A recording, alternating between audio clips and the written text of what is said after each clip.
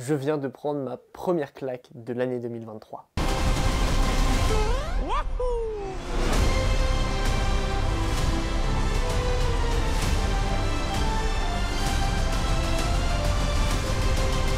Salut à tous, content de vous retrouver pour cette vidéo qui n'était pas du tout prévue. C'est une bonne vidéo bonus comme on les aime. Alors j'ai pas du tout prévu de faire des critiques récurrentes des sorties ciné, mais au vu de ce film, je me dis pourquoi pas en faire sur les 2-3 films que j'attends le plus cette année, si ça vaut le coup bien sûr, et si je ne suis pas déçu. Bref, pour aujourd'hui, on va sans plus tarder parler de Mario Bros, donc le film. Ma vidéo ne sera pas structurée comme il faut, hein, on va essayer un minimum quand même, mais...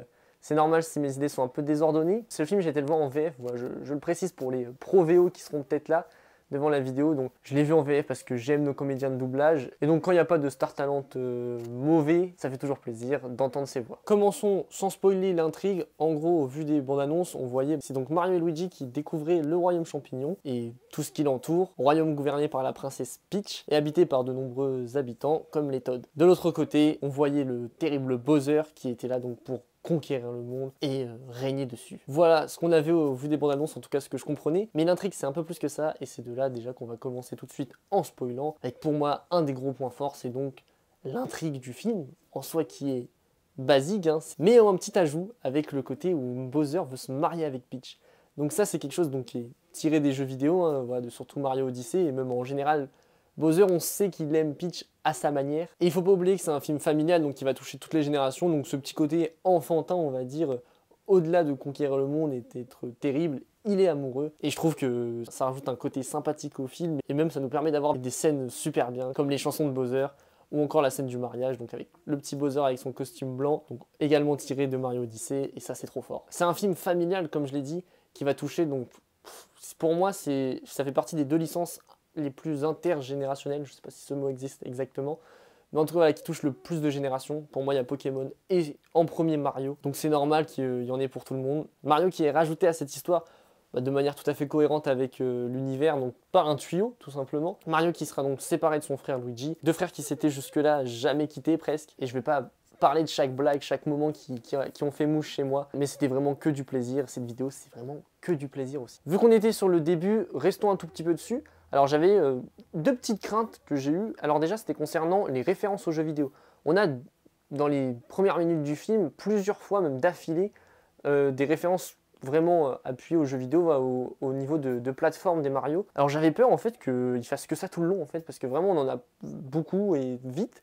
Bon après cette crainte est vite balayée, hein. Vraiment on passe à autre chose et ensuite on enchaîne avec d'autres références, des références à d'autres jeux, des références qui reviennent, qui repartent.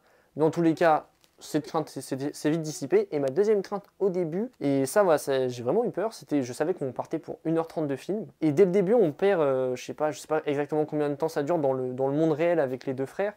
Mais voilà, on perd 20 minutes dans une salle de bain avec un chien.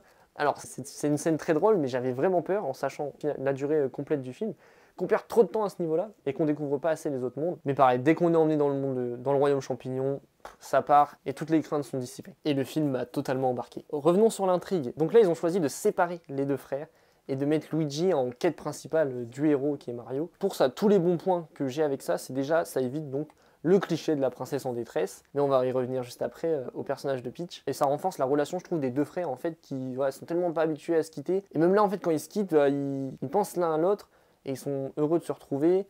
Ça marche bien avec le caractère qu'on connaît tous de Luigi, voilà, le peureux qui se retrouve tout seul. Et pareil, ça renforce à la fin justement quand il retrouve son frère, il regagne en confiance. Donc ça, trop fort aussi, ce changement de ne pas avoir Peach en prisonnière, mais justement Luigi en quelque sorte. Peach, parlons-en. Ils avaient annoncé une Peach guerrière, et c'est ce qu'on a eu. Dans ses réactions, dans ses dialogues, dans ses moments badass, Peach, elle régale aussi, et elle est trop forte. Sa relation avec Mario n'est pas le cœur du film, on peut même pas dire qu'il y a un cœur du film, hein. Vraiment, toutes les relations sont liées entre elles, les unes aux autres, et justement, c'est ça qui fait le film. C'est des petits, c'est ça, c'est très subtil, et c'est des petites choses qui font que le film marche super bien, en tout cas dans les personnages, et ça aide aussi logiquement à l'intrigue. Et même si on peut peut-être reprocher la rapidité avec laquelle Peach accepte Mario à ses côtés, en soi c'est logique, elle retrouve un humain, enfin on sait pas vraiment si c'est une humaine, mais dans tous les cas elle retrouve quelqu'un qui lui ressemble. Et voilà, on est quand même dans un dessin animé, on n'a pas de temps à perdre et on est parti pour l'aventure. Leur relation des deux, j'y reviens quand même vite fait. Ce que j'ai beaucoup aimé, en fait, c'est justement qu'on ne ressent pas de l'amour entre les deux. On sait,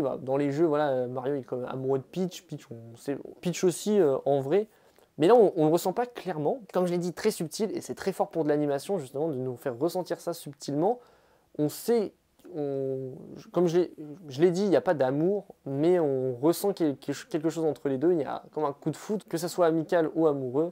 Mais voilà, c'est des sentiments réciproques pour les deux, et c'est super bien retranscrit. Peach est donc pour moi un point fort du film, si ce n'est le point fort du film, mais tout régale dans celui-ci. Les Toads sont trop forts, les Kong aussi, quel kiff. Les cartes aussi, on va en parler. L'idée d'amener les cartes chez les Kong, en fait d'en faire leur moyen de locomotion, leur moyen de déplacement, que ça soit vraiment au centre de leur royaume, c'est trop bien, c'est trop fort, ça passe crème. Ça nous offre aussi des scènes trop bien avec sur du Take On Me, même la course, si on peut appeler ça une course sur la route arc-en-ciel. Ce passage-là, voilà, pareil, je ne vais pas le détailler. Si vous avez vu le film, vous savez très bien de quoi je parle. Si vous ne l'avez pas vu, foncez le voir. Enlevez cette vidéo et allez-y. Mais voilà, il y a des scènes géniales avec les cartes. Todd sur son Monster Truck, pépite. Il y a un univers tellement riche qu'ils auraient pu facilement s'y perdre. Même en termes de personnages, en termes de références, tout est bien dosé et amené de manière fluide. Et même voilà, quand on parle des clins d'œil, c'est soit des clins d'œil qui vont servir à l'histoire, par exemple les power-up, qui sont évidemment obligés d'être utilisés, même tout ce qui est tuyaux, etc. Quand on se balade, il y avait eu l'extrait qui était sorti, quand on se balade dans la ville des Toads, on peut avoir un maximum de références quand on met sur pause. À la fin, au mariage également, on voit le roi Boo. Et il y a aussi des clins d'œil qui ne servent pas tout de suite, mais qui font toujours plaisir à voir. Et je pense en particulier à l'œuf de Yoshi. Pensez vraiment à rester jusqu'au bout des deux génériques pour avoir la dernière scène post-générique. Attention, je pense qu'on va tous kiffer. Tout ça donc servira sans doute à de futures suites, j'espère en tout cas. Après voilà, qui gâche pas franchement l'engouement, là ils ont tout bien fait. Moi si ce film était tout seul, ça m'irait. Mais bon, il y a tellement un univers cool à voir. Et tant que ça me fait rire, tant que je passe un super moment, pourquoi pas continuer, hein. Il y a en tout cas des possibilités infinies. Pour conclure, tout simplement, c'est 1h30 de régalade et de passion. J'ai sans doute oublié plein de moments, plein de choses à dire dessus.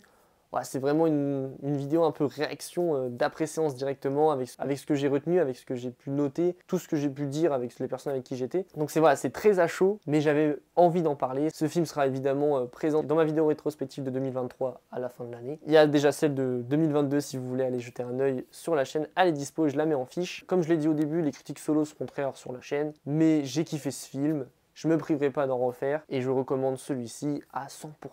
Maintenant, je vais vous laisser. On se retrouve très vite pour une vidéo un peu plus travaillée comme celles qui sont déjà dispo. Donc si tu veux pas la louper, abonne-toi, mets la cloche et jette un œil à la chaîne. Merci beaucoup d'avoir regardé et je te dis à très bientôt.